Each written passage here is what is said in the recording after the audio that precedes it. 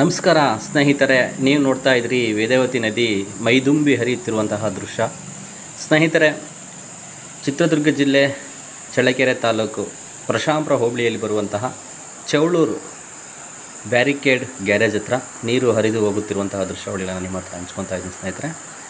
ಏಕೆಂದರೆ ಈ ಒಂದು ತಿಂಗಳಲ್ಲಿ ಮಳೆ ಬಾರದ ಕಾರಣ ವೇದಾವತಿ ನದಿ ಬತ್ತಿ ಹೋಗಿತ್ತು. ಸೊ ಈಗ ಮೈದುಂಬಿ ಬರುತ್ತಿರುವಂತಹ ವೇದಾವತಿ ನದಿನ ಕಣ್ತುಂಬಿಕೊಳ್ಳಿ.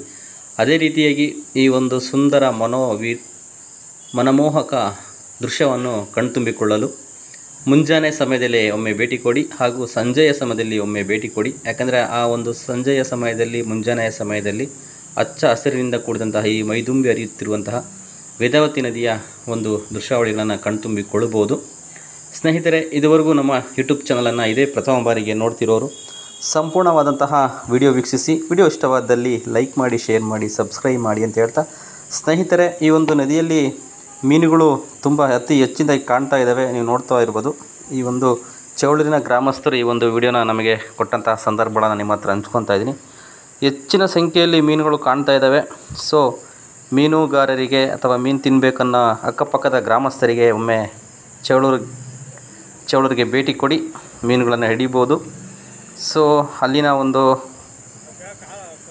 ಉತ್ತಮವಾದಂತಹ ಮಳೆಯಾದ ಕಾರಣ ಮೈದುಂಬಿ ಹರಿಯುತ್ತಿರುವಂತಹ ವೇದಾವತಿ ನದಿ ಹಾಗೂ ಅಲ್ಲಿ ಕಂಡುಬಂದಂತಹ ಮೀನುಗಳ ಒಂದು ಸಾಮ್ರಾಜ್ಯವೇ ಇದೆ.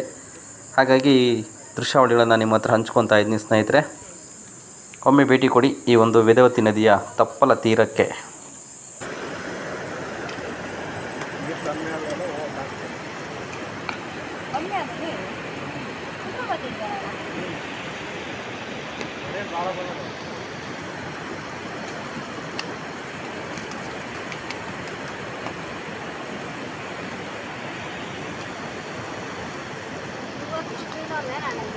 ಕೊಡಲ್ಲ ನಿನ್ನ